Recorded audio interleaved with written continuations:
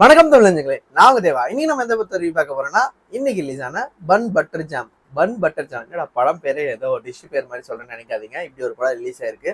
கண்டிப்பா நிறைய பேருக்கு தெரிஞ்சிருக்கும். ஏன்னா இதோட ப்ரொமோஷன் ரொம்ப அதிகமா பண்ணாங்க. அது மட்டும் இல்லாம இதுல பிக் பாஸ்ல வின்னான ராஜு நடிச்சிருக்காரு. அவரோட டெபியூ படம். ஸோ இந்த படம் அந்த எக்ஸ்பெக்டேஷன்ஸ் எல்லாம் மீட் பண்ணிச்சா இல்லைன்னு தெரிஞ்சுக்கோங்க. இந்த வீடியோ ஸ்கிப் பண்ணாம ஃபுல்லா பாருங்க, உங்களுக்கு தெரியும். வாங்க வீடியோக்குள்ள போலாம்.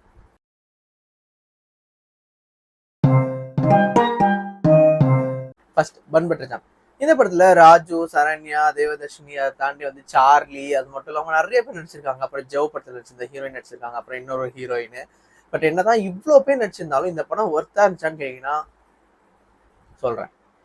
ஏன்னா வந்துட்டு இந்த படத்துல வந்துட்டு ரொம்ப ஒரு எப்படி சொல்றது, ரொம்ப அவுடேட்டடான ஸ்டோரினே சொல்லலாம். ஜென்சி ஸ்டோரி எடுக்கிறேன்னு சொல்லியிருந்தாங்க. பட் ஆனால் இதெல்லாம் ரொம்ப ரொம்ப பழைய கதை மாதிரி தான் எனக்கு ஃபீல் ஆச்சு. இதெல்லாம் நம்ம காலங்காலமா நிறைய படத்துல பார்த்துட்டே இருக்கோம் இந்த மாதிரி கதைகள்லாம். அது என்ன கதைன்னு சொல்லிட்டா ரொம்ப முக்கியமாயிடும். படமே கொஞ்சம் சுமாரான படம் தான், கொஞ்சம்லாம் இல்லை, ரொம்ப சுமாரான படம் தான். எனக்கு தெரிஞ்சு இந்த வருஷத்துலேயே வந்து ஒரு கிரிஞ்சஸ்ட் ஃபிலிமாக தான் இருக்கும். ஏன்னா நிறைய சீன்ஸ்லாம் வந்து ஏன்டா இப்படி பண்றீங்கன்றது. அவங்க அம்மா போர்ஷன்ஸ்லாம் சத்தியமா தூக்கிட்டு இருக்கலாம். ரெண்டு பேரோட போர்ஷன்ஸும் சுத்தமா செட்டே ஆகல படத்துல. அது ரொம்ப ரொம்ப ஒரு மாதிரி ஆக்வர்டா இருந்தது. அதுவும் ஒரு சீன்லாம் வந்துட்டு அவங்க ஹீரோயின் மகாலட்சுமி நினைக்கும் போது ஒரு கெட்டப்ல வருவாங்க பாருங்க, அதெல்லாம் ஐயோடு எப்படா முடியும் அப்படின்னு இருந்தது.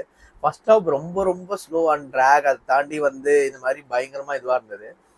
ஆனா வந்துட்டு செகண்ட் ஹாஃப் நீங்க பாத்தீங்கன்னா ஓரளவுக்கு ஓகே.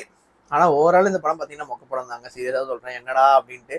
நான் வேற இந்த படத்துக்கு ரொம்ப காசு கொடுத்து போயிட்டேன். ஐ மீன் அது சமூகம் அதெல்லாம் மாலில் பார்த்தனால கொஞ்சம் இதுவாயிடுச்சுன்னு சொல்ல வரேன்.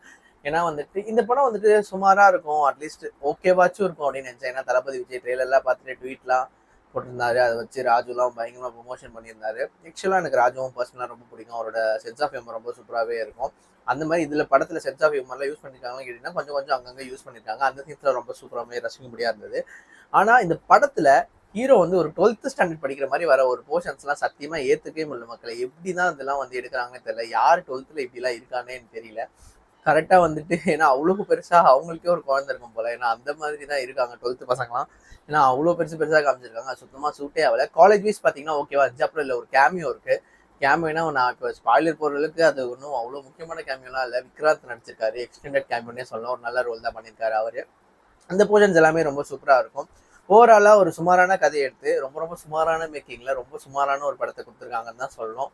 நீங்க வந்துட்டு உங்களுக்கு ஓகே, எனக்கு வந்து கொஞ்சம் இந்த காமெடிஸ்லாம் கொஞ்சம் தெரிஞ்சாத கூட ஓகே, எனக்கு ரொம்ப பிடிக்கும் அப்படின்னு நீங்க நினைச்சீங்கன்னா கண்டிப்பா இந்த படத்தை போய் தியேட்டர்ல பார்க்கலாம். மற்றபடி இந்த படத்துல நீங்க பாக்குற அளவுக்கு ஒண்ணுமே இல்லை பெருசா. கொஞ்சம் சொதப்பல் தான், கொஞ்சம் இல்லை ரொம்பவே சொதப்பல் தான். ஸோ ஓவராலா பண்பட்டு ஜாம் இந்த படத்துக்கு நம்ம சேர்ந்து கொடுக்குற இன்னைக்கு 100க்கு 60. ஸோ இந்த வீடியோ உங்களுக்கு பிடிச்சிருந்தா லைக் பண்ணுங்க, ஷேர் பண்ணுங்க, மறக்காம தேவாசிற்கு சப்ஸ்கிரைப் பண்ணிடுங்க. கீழே இருக்க பெல் பட்டனை அமுக்க மறந்துடாதீங்க.